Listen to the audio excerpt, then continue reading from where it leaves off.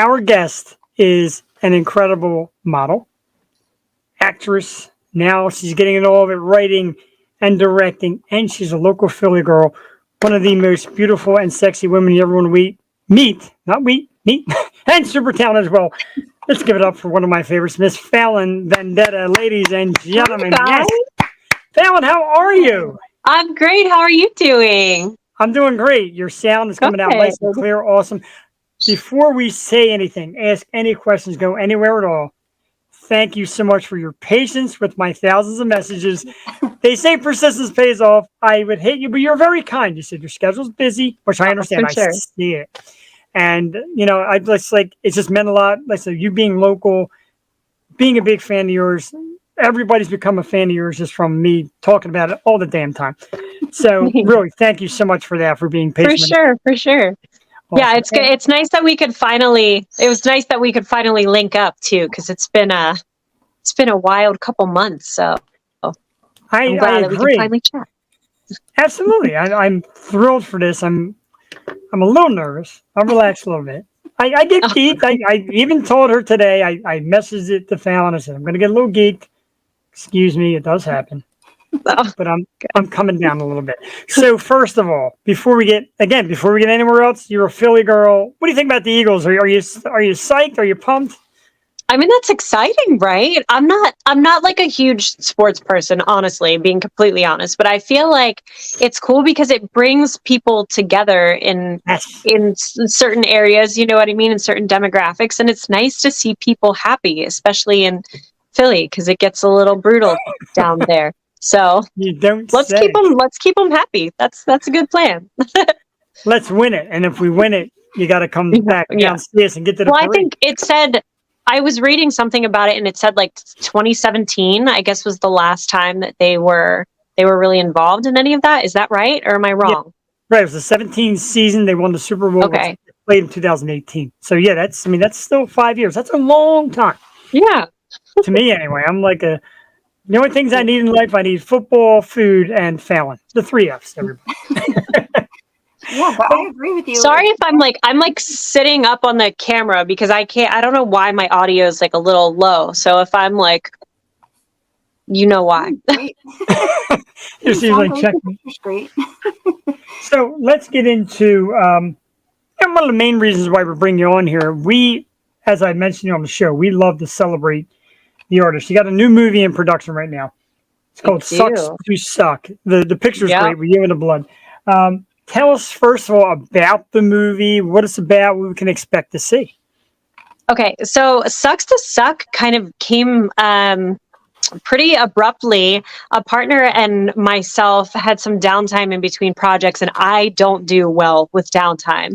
And all of these other cool things were going on. I got asked to be at all of these events, and I was like, you know what? I think I have an idea. So Christmas Day, this is how fast this happened. So Christmas Day, I wrote a story outline and we're already in production. Wow. So Sucks to Suck basically is about this girl who has terrible luck, which you write from things you know, right? My luck is atrocious. Like if it's going to go wrong, it goes wrong in a really bad way. So this girl has a series of unfortunate events. Lemony Snicket, okay. But all of these things go wrong, and she ends up finding other resources to kind of get ahead in life, to get ahead making money. And she wrangles her estranged best friend into these adventures with her, and they start attempting to be podcasters and influencers. And they end up in something that is far more sinister than they ever planned, but everything sucks. So they suck at what they're doing. The people that are coming after them suck. Like they're not getting anywhere. So there's a bunch of people that get killed by accident or things that just don't pan out the way that anybody expects them to pan out. But it might just work in their favor, which is a lot of fun. And my best friend Sophie actually gets to play my best friend in the film, which is incredible. So we have a lot of, it's almost like Step Brothers. So getting through takes is very, very interesting at times, but we have a lot of really cool practical effects and we get to blend comedy and horror. So it's enjoyable. It's a good time. That's awesome. And before, yeah, I know me and Joe usually take turns with questions, but before, when we're ready for Sucks to Suck Part 2, and you need more podcasters, don't forget your friends right here at the Air Show. Sweet. Yeah, we were joking around about names for Sucks to Suck 2 already, and they all just sound like they would not have an R rating. So that's going to be an adventure for sure. Where do you go from there? That's such a cool concept because, you know, movies are so clean cut and you figure you know what's going to happen at the end. But I've just watched so many great horror comedies over the past year, especially. I feel like independent films have really risen. Like, you know, we have David Howard Thornton on with Terrifier. Like, it's my new, like, I've always loved comedy, but this new comedy horror, I think it started with Ready or Not. I'm like, this is so scary, but it's so funny at the same time. I know that wasn't an independent film, but how do you think the rise of comedy horror has come along, especially in the past year, and independent films making their big, bold debut as they should? Because they're awesome. I think, well, comedy and horror have always been my two favorite genres. So it's like when they come together, like how can you not love movies like Evil Dead? Like it's just so fun. And then it's so over the top with kills and like in a playful way. So I think with this, it was just kind of, it was a perfect storm for sure. Like I'm a guest of honor at this event called the Undead of Winter. And the Undead of Winter is this vampire ball, which is incredible. It's like so over the top. And look at you. Look at you. Oh, yeah, we got that. And we got the, that's that one also. Dark Alley. Oh, well, geez. But so yeah, those two events are actually back to back, and we're filming part of the movie during those events, which is really cool. So there's all right, I won't give the spoiler parts away, but there's a band playing. There's a young man by the name of Michael Vampire, and he is playing at the Undead of Winter. He's in the film as well. So it's fun that some of this we get to shoot in real time, which is going to be an adventure for sure. But I'm pretty stoked about it. So it's gonna be wild. Yeah, too, right? Not too far from us. Yeah. It's not too far. I'm like, sorry. I'm still like. It's okay. You're doing good. I don't know what my audio's problem is. I'm trying. I turned it up. I'm like, am I really just getting that old? Like, I don't know. All right. It sounds good on our end. And I'm telling you, you know, two beautiful brunettes just leaning in the camera. Keep showing me the face. I'll take it all day. Keep coming. Closer and closer. But let's hit that real quick. So there's the Dark Arts and Oddities Festival Friday from 4 to 9, Saturday the 11th, 10 to 5. It's at the Shoe Factory, Milton, Pennsylvania. And then there's the follow-up on, that picture came out really small, but it's the Undead of Winter, a Vampire's Masquerade. That's Saturday, February 11th from 8 to 12. And you can meet. We got to Fallon. Go. It's another. Jules, like your twin. She's got a cat running across her lap. Jules' cat does the same thing. That's absolutely awesome. Jeez. So this she doesn't want to hang out with me any other time. Oh, look, I should bring her back. Make a friend. My dogs they like to sleep until the show. Then they bark and then they run around. Then they come down here and fight. It's a beautiful thing. Right. So this one here is a little different for you. Sucks to Suck because you wrote it. You're directing it. You're acting in it. Got to be number one. It's got to be very scary putting all that out, knowing it's all you. I mean, yeah, you act, we see you. You write, people, but you're doing it all and putting it out there. How nerve-wracking is this experience, and how exhausting has it been for you so far? I'm very tired. I don't think I've slept more than 4 hours since I wrote this, because it really did take off quickly. I mean, the IMDb and everything was up in like 4 days, and everybody was like, oh my God, I want to be a part of this. Like everyone just wanted to have a good time.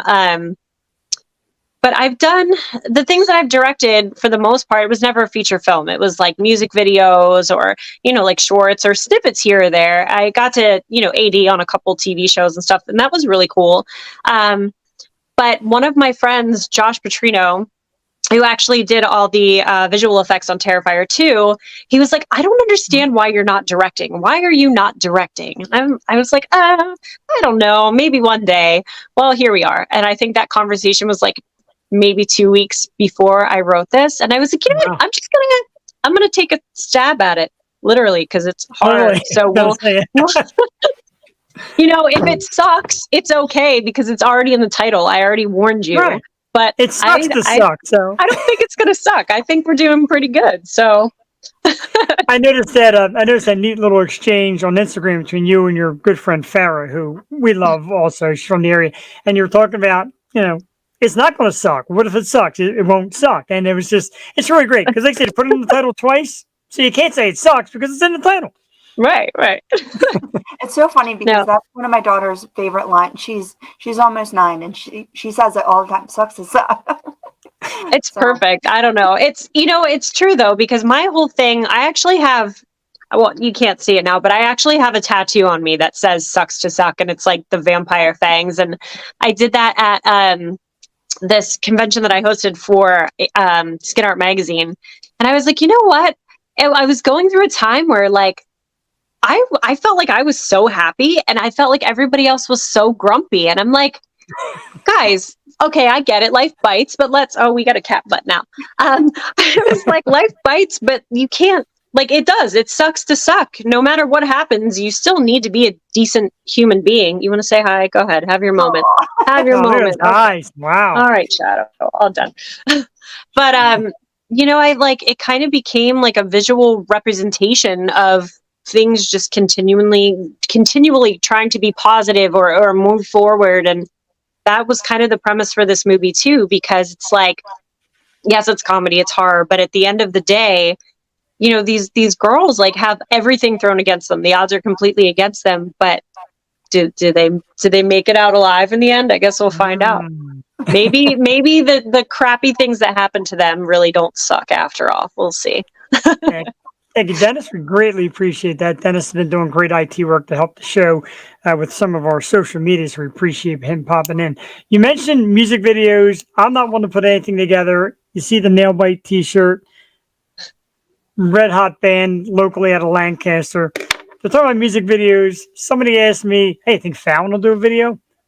I'll link you guys together because we're talking about you getting their music videos. Why not? I mean, why not? You're so cool, like your presence, like the tattoos, and you got that little bit of a Philly kind of roughness to you. And like I said, when I talk to you, like it just seems so serious. And here you are with this giant smile on your face, really letting loose. You think it's a little bit of that Philly edge, like, I got to show people I'm kind of tough because I'm from Philly. I don't know. I mean, I can't totally say that I'm like a Philly girl. Okay, I live in the suburbs. I'm close, but maybe that helps a little bit. I'm kind of really a nerd. Maybe the tattoos make me look tougher, but I'm kind of, I wouldn't say I'm passive. I mean, if I want something, I definitely go for it, and I don't take crap. But I think I try to outsmart my opponent. So I'll let them wear themselves out. That's how That's terrific. That's how I look cool, I guess. I tried it and failed miserably. I can't outsmart anybody. But one of my favorite tattoos of yours is my man, Pee Wee Herman.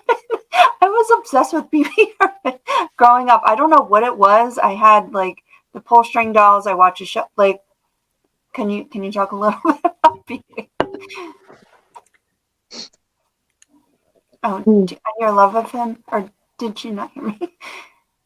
I lost my audio again. Okay. Oh, no, I'm sorry. She asked about your Pee Wee Herman tattoo. Oh, my Pee Wee Herman. I always loved Pee Wee Herman as a kid. So I was like, what? When my daughter was younger, she convinced me that I should get this. She didn't convince me that I should get this tattoo. I kind of worked that part in myself, but she wanted this strawberry from Cloudy with a Chance of Meatballs. She just wanted him to be alive. So I was like, oh, well, here's a loophole, because technically if I get it tattooed, then he's alive. So she kind of went with it. But then I was like, I already have this giant strawberry tattooed on my leg. I'm going to get things that made me laugh as a kid. So that's how I ended up with Pee Wee Herman. And how can you not love that character? We pay homage to Paul Rubens' death in Buffy. in this. Yeah. If you've ever seen the original, he's one of the vampires. So Yeah. it's a fun moment. I always enjoyed it. It's so quirky you can't not love it. But I mean, for him to be this big nerdy guy and he's tattooed on this sexy woman, and everybody sees him constantly, like, hey, that's something. Ladies, you can feel free to get this face tattooed on you anytime. Jesus Make Christ. Jeff come alive. We definitely don't want that. A hello from Allie, who does the show with us on Wednesday nights. She was very excited to tune in as well, and we're just all big fans. We're very excited to have you on You here. guys are so sweet. Thank you. Thank you. Absolutely. I went on, and Jewel kind of talked me up the ledge the last couple of days. You gonna be all right? I'm like, I'm very excited. She just relax. I've gotten better at this. If you would have seen me a couple of years ago, it might have got a little messier. You freaked out.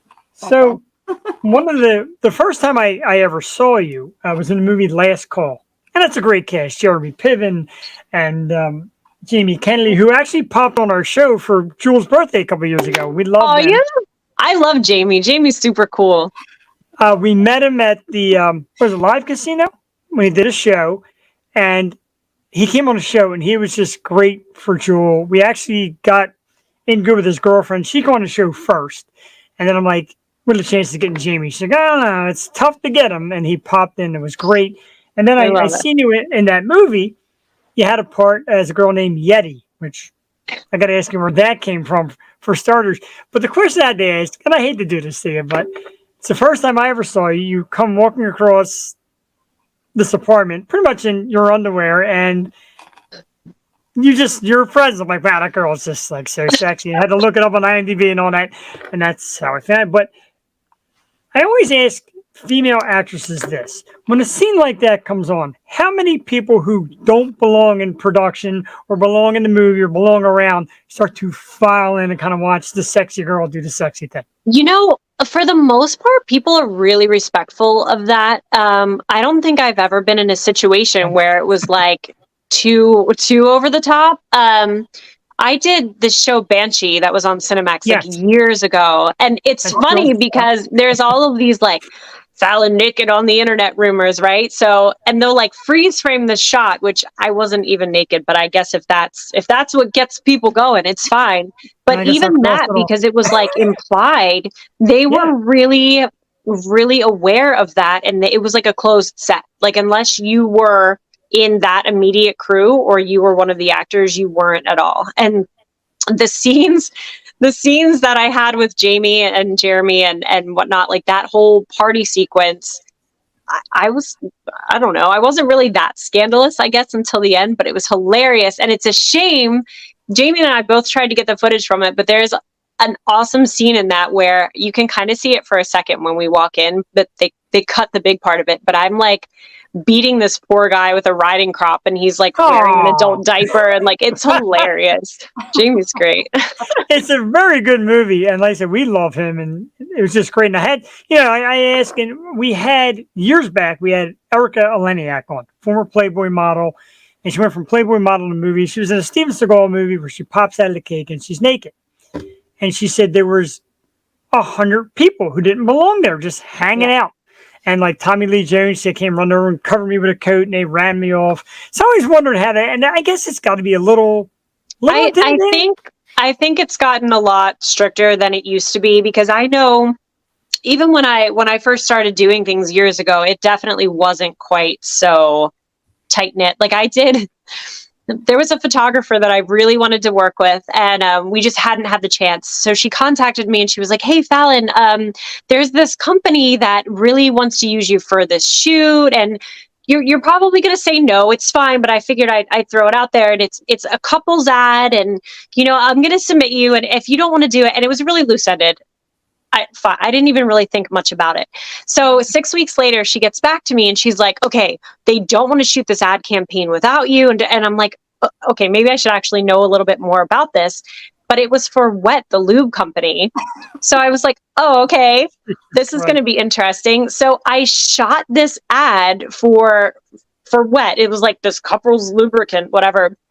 And I didn't know this, but they ended up putting me on the box of not just one product, of two. And then they sponsored like all of these adult conventions and stuff. So everywhere I was, I ended up making my poor mom. I like drug my mom into adult stores with me because I'm like, I want to see the floor display. So there was this like a giant, this giant display, like larger than life, and half of it, it ended up looking really pretty. But we shot it on a log, like actually on a log, just like wrapped in fabric. It was the most ridiculous shoot of my life. It was so over the top, and there were definitely a bunch of people there, and I had to have my hair like glued, like it was a time when I had it. For sure. Do you have to like agree to that? Like, do you agree to be on the packaging, or was that in the contract? Like, how does that work? Yeah, I don't know. So the guy that was in that, he was allowed to wear clothing, but I wasn't. So it was kind of weird. And the whole time he was just like, don't make eye contact with me. Please just don't look me in the eye. Like, I was like, okay, Wow. I noted, I will not look at you. That's fine. I'm just going to look right past you. That actually makes sense now. That's fine. Yeah, I guess so. I think I know where it's going. Right. See, everybody is lobbying for you in this nail bite video. I totally agree. So you do a lot of modeling, a lot of shoots, tattoo stuff. What do you dream more? If you can say it, are you more into acting? Do you like the modeling more? Which one's more demanding? I assume modeling's more demanding. It's a toss up. I think I like modeling because I like the creative aspects of it. I love acting because it is almost like therapy. I mean, you get to be somebody else, you know. The production end of it is a lot of work, but the end product is what's so fun, you know. I kind of bounce back and forth. I go through these phases where I like doing modeling because it's not as time consuming. You're kind of in and you're out. And when you commit to film, especially if you're not on your own time, which has been really nice, you're locked into these like crazy schedules. So there were certain projects that when my kids were younger, you know, I guess I thought I was doing the right thing from a career standpoint, and you log onto these projects and you're there for so long. Some of them, you know, it was like 18-hour days and I'd be gone for weeks. My little stint in the music industry, which we're not going to really talk about, but you know, I was touring a lot for that. And then it was like, you know, all over the country. My daughter would have to come see me at like a meet and greet or something. It was a lot. And it got to a point where I was just like, obviously that project wasn't for me, and it definitely wasn't with the right people. But I didn't want to give up so much of my personal life anymore, because I kind of felt like I did everything I wanted to do from a career standpoint, you know, and I was really fortunate with that. But it was just kind of, I felt like I was perpetually building something for someone else, if that makes sense, you know. And I'm like, what's this paycheck really worth? Like, it's not. You're still back? Okay. What's the paycheck worth? Like, is it worth missing that much of my life? And I'm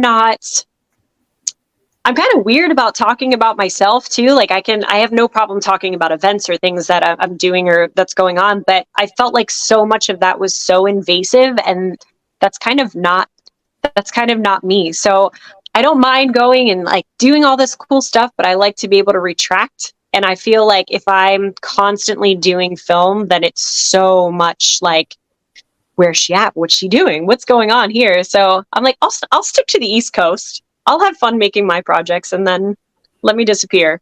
I'll be in the wood with goats. That's fine. And East Coast, I mean, you can literally make your projects from anywhere this day and age, which is nice. And how has the freedom been just creating your own project? And after this project, do you see yourself directing more and producing more, or going back to maybe just writing or that aspect? I don't know. We're on like a time crunch for this. So this is going to be out for spring releases for sure. So we're like hustling. I do have some other films that are already lined up that are horror. There's a film called Jar that I'm going to be starring in. So that's really fun. That's a thriller. It's like a possession movie. But I'll probably give it a little bit after that. I'll take a little, and then I'll come back. So I don't want to be away too much. Yeah, I hear it, like, and you had said, and I keep saying, you're like, my schedule's just tied up, and you're always in something different, print, different photos, different shoots. And you even said yesterday, or was it today, that you're in the middle of shooting and trying to figure this out for us, which I appreciate. And I can't emphasize enough that when we invite guests on, I always say, give it a little sample run just to be sure. And you even say, you're like, I'm familiar with it. It's not working. So, of course, the panic sets in. You're like, oh man, you hype it up. But I'm glad you went through all the effort and made time for your Thank busy schedule. you. It means a lot to us. It's really great. Is there a dream role, a dream movie, a dream character, like something like, hey, I'd like to remake that and be this, or I wish I could be part of the sequel of this? Is there any like dream role in your head that you would love to take on? I'm kind of doing that with this project. It kind of became my baby. Right. But I think if it were ever to be somebody else's project or something, like, I don't know, I want to be like a creature. As weird as that sounds, I want to be like a swamp thing or something cool. I don't know, some kind of weird. How about Mrs. Art the Clown? Oh, well, I mean, Art the my Clown friend Dave, Mistress. so you just had Dave on, right? He was great. He was really terrific. He's a lot like you too. So like you see the horror movies and the blood and all the pictures, and he's so down to earth, and he's almost quirky and funny, and it's such a different take from what you see in these movies. And I don't do good with horror, I'm not gonna lie. I got through a few minutes of it, I'm like, meanwhile, Jewel watched the whole thing from start to finish. That's more her genre. But yeah, it's amazing. And we always say here, like, me and Jewel have a great time with horror guests because it is a nice community. The independent horror films, so many people that lead you to other people who you've already kind of known. Do you see that you make a lot of friends doing these? It seems like a great community, if you will. Steve's great. I feel like that's part of the reason why I really like the horror genre too, is because that community is a pretty small community in the grand scheme of things. And like, I think that shooting horror is fun and it can be really grueling and it can be emotionally taxing, but it's people that seem to be really, really passionate about what they're doing in the best ways possible. And it's always like, I mean, you have to be fun and uplifting, like you're surrounded by all that, so it's like, it's always a good time. The horror conventions are always fun. Like everyone's just hanging out and like sweet people. And that whole, I don't know everyone from that camp, but my friend Catherine, who's actually in Sucks to Suck, was in the first Terrifier. She's like the infamous kill, and she's incredibly talented and sweet and so smart. And then she and I are friends with Miko Hughes, who played Gage in Pet Sematary. So he's in this project. We all kind of, I think, interlink and just have a blast. And then from the rest of Terrifier, like Damien's super cool, David's super cool. I didn't meet a lot of the other, but like even Josh Pedrino, who's our visual effects guy, is the visual effects guy from Terrifier 2. And he's just incredible. Like, it's just fun, goofy people. Like, we just have a blast. So that's all. It looks like fun. I mean, I would even get scared on set. That's how I am with all that. But it seems like a lot of fun. It really does. But what got you into, because you've been working on horror and horror, what are they called, attractions for a long time. Like, what got you into that? Just your love of it, and maybe what are some of your favorite horror movies? So I got into, I danced more when I was younger, and that kind of segued into acting and modeling. But when I was, I don't know, I want to say like 20, maybe. I remember we went through a haunt and there was this girl that had the craziest scream you've ever heard in your life. And I was like, she's awesome. Like, I want to be in this room with this girl. So that, for whatever reason, just made me want to work at a haunt. So I started doing that, and the makeup it wasn't good. So in the process, I was working on a horror film as well. And the effects that we had there were like a bunch of conflicts there. So I was like, you know what? I'll try it. I had always done stage makeup, and I kind of just went through and I was like, I'm going to pick up some latex and some cotton and some blood, and we're going to see what happens. And I loved it. I loved it instantly. It was so fun. And when I was younger too, I wanted to be a forensic pathologist, but I knew that I could not commit to 12 years of med school. That is not for Wow. me. Um, so that wasn't going to happen, but it was kind of cool because everything that I had done pretty much already tied in. And I loved that so much. Like haunt season was basically my summertime. So Yeah. I would take off from doing everything else and I would just go be a weirdo and jump out at people. And it was great. It was absolutely great. And I hadn't actually done it for a few years until this past year. I got roped into working at Bates Motel. And I was like, all right. Very cool. So I was there like every night. I'm like, what are you doing? I was so beat up, but it was a good time. But I don't know. That's kind of just how I started really doing that. And I went from starting at my first haunt to going on to building haunts and creating all the effects looks. And I don't know, it all ties together. I'm never bored. I'll tell you that much. That's Obviously. There's always something. You guys So, could have went to Bates Motel and it's all been right? And I would have fainted. And so, are you that scared? I'm like, no, I fainted because it's Fallon Vendetta, damn it. and horror. So we have this nice little compliment here.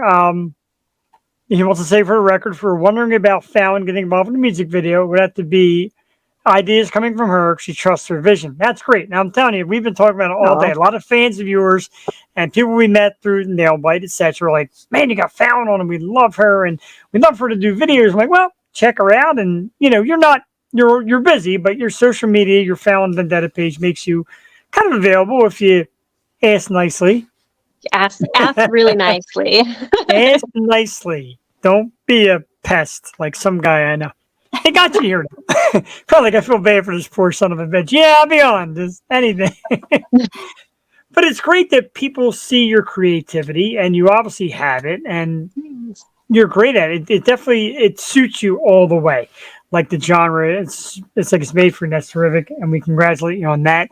Thank you. We congratulate on everything because I just really root for people like you, and now getting to talk to you makes it that much better. We see you, I see your videos and your print and everything, and then we talk to you, and I root for you that much more because you're an amazing person, you. and you're just so smart and creative, and it's really great. Let's hit real quick because I know it happens. I hate to say it, but I always ask: strangest moment or strangest request from a fan who doesn't have his own webcast. Oh man. I get a lot of them, but I think, there's a market for everything. So I think the things that are like the weird requests now, a lot of other people make money off of. So I'm like, maybe I should just use it to my advantage. No, I get some weird stuff. I think the weirdest thing that actually happened though, I kept getting emails from this guy. And he would like, talk about all of these things that he knew that I liked. They were like oddly specific. So I'm like, you really had to have been paying attention. And then I did this horror convention. Gosh, I don't even remember. I think it was Walker Stalker. So it was like the it's in the name. So it's perfect, right? Perfectly titled. Well, this guy came up and he was staring at me for the longest time. I mean, like it was awkward, which I wrote something similar to this in the movie. So this is where you get it from. But he finally came up to the booth and he just stood there and stared at me. So I was like, hey, how are you? Like, did you want to print? And he just like ran off, and he came back and he got a print, and I signed it, and it was cool. And then he just kind of scurried off again. Then he comes back again and he was like, can we take a picture? And I said, sure. So he came like running behind the booth and he put his arm around me, and I was a lot shorter than him. I'm like pretty tiny.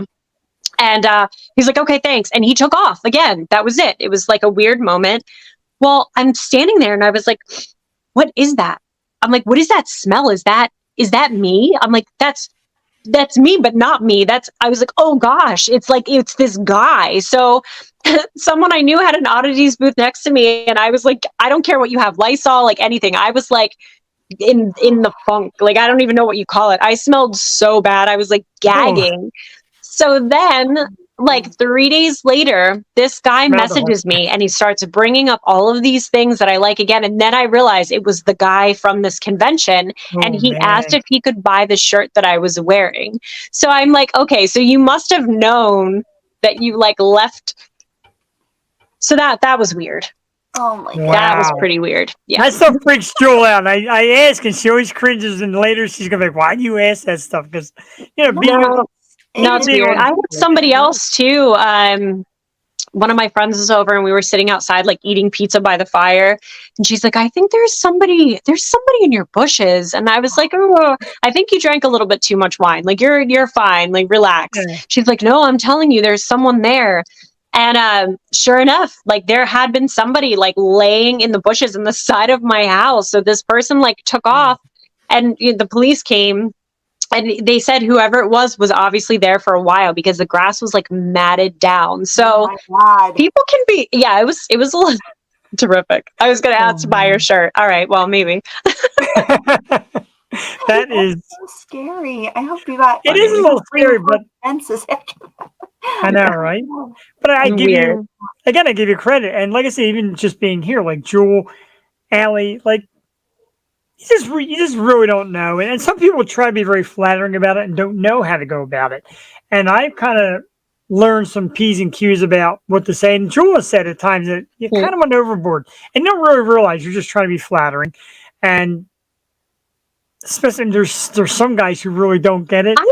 I think honestly, most people come from a place of good intent, like, or they try to do things. This guy is so funny. They try to do things that they think will like win you over or like gain your friendship or your attention. And I get that, like if there's somebody you really admire or look up to, you're like, oh man, like I just want to talk to this person. So, I get like, everybody has like Amazon wish lists or stuff. And sometimes I'll just put goofy things on there because it's funny. But I've had some people that send some pretty over the top stuff. Yeah. And I don't know where it comes from. And I'm like, wow, these people spend like a lot of money. So it's weird to me too that certain people will send things that are so extravagant and you don't even know where they come from. So that's a little odd too. I'm like, all right. So Allie wants to know, did you sell him the shirt? No, I blocked him on everything. I was terrified. The shirt with the juices on it. That shirt went in a dumpster. I literally rode back like in my bra covered up because it was so terrible. I was like, get this off of me. I've never smelled anything that bad. It was bad. It was really bad. Yeah, cringe indeed. Oh my God, that's too much. And like, I mean, we get different avenues to find guest celebrities, and you get like their PR people, and sometimes they'll have a personal email or sometimes even a personal phone number. You leave it at that. You ask to do a thing, and sometimes you follow up like, hey, how you doing? Or hey, thanks. And you leave it pretty clean. And people are like, how do you do that? Like we had Brianna Dillon. She's a big Instagram model, 1 million fans. She came on, I messed her after, said thanks. A buddy of mine saw her phone number. He's like, dude, I would call her every day. I'm like, no, you don't. You don't call her. You don't do that. You say thank you. She was nice enough to send us an autograph calendar. Like, you leave it at that. Like, there is boundaries. You don't try to get famous to get brah. You try to get famous for your own joy and the love of it, etc. Did you get rid of the bush? There's somebody in the bush. I would have got rid of the bush too. No, I didn't, but I want to. I hate those bushes. I don't know. I was never a fan. I didn't want them in the first place. Now they creep me out. But I keep my bushes trimmed, so we're good. It's definitely a good idea. Less people will be hiding in the bush. So, with the banners again, you can meet Fallon Vendetta, you normal people, February 11th from 8 to 12 at the Undead Winter, a Vampires Masquerade, 700 Hepburn Street in Milton, Pennsylvania.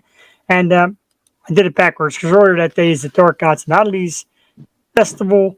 That's Friday the 10th from 4 to 9, Saturday the 11th from 10 to 5. Once again, 700 Hepburn Street.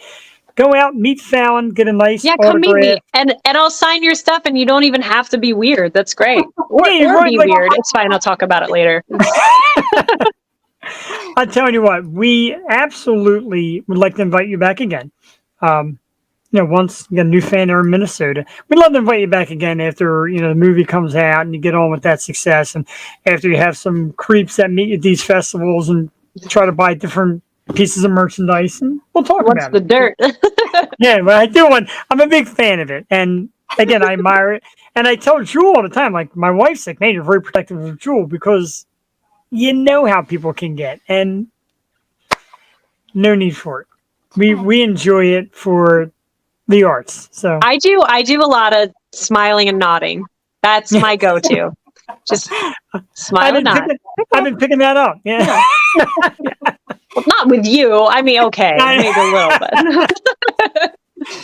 Okay, he's not as creepy as I thought he would be, but okay. I'm a smiling person, so maybe that came good. off. But we try to be too. We basically approach this just genuine. Like, this is us. And like we always say, we don't call it like an interview, it's a chat. It's like, this is how we'd be if we met you in person. Well, I'd be a little more nervous, but we just chat. We just talk about the interview and your projects and what motivates you, what gets you moving, etc. That's the kind of stuff we're here for. I don't care who you voted for. I don't care the religion. I don't care about any of that. We care about the arts. And that's what you're in for. And that's what we want people to discover. You can find Fallon Vendetta, I'm all tongue-tied, and all her arts, Instagram at Fallon Vendetta. Facebook, also at Fallon Vendetta. Twitter, Fallon Vendetta. Of course, IMDb, which is the authority of movies and movie stars, etc. Fallon Vendetta. Search her, find her. Go Eagles, by the way. And again, I can't thank you enough. You really were so very kind and patient with me. I know I asked a lot, but I just was really excited to have you. And for great reason.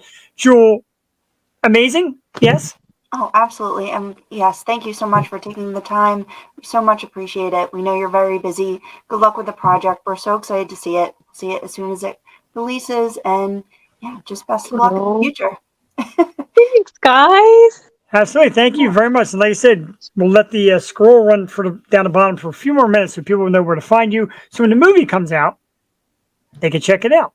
Sucks to suck. Fun interview. Found it's really cool. Thank you very much, Victor. That's great. Thank you, guys. I'll talk to you soon. You got it. Have a great night. Something weird happens, I'll let you know.